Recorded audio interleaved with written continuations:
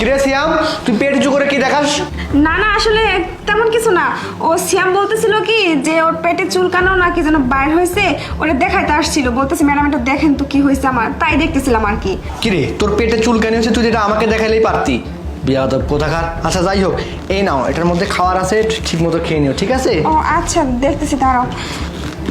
কি গো, তুমি তো টিফিন বাটি খাবার সব কিছুই দিছো, কিন্তু আমার পানির বোতলটা কোথায়, ওটা দিলে না?